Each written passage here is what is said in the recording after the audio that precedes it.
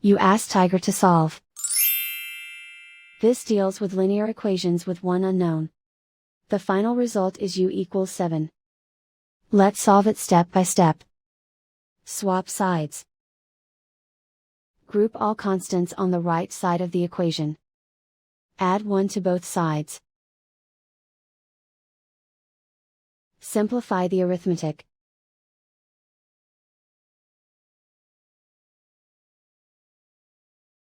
Isolate the u.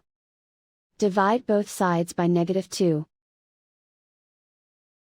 Cancel out the negatives. Simplify the fraction. Cancel out the negatives. Find the greatest common factor of the numerator and denominator. Factor out and cancel the greatest common factor. And so the final result is u equals 7.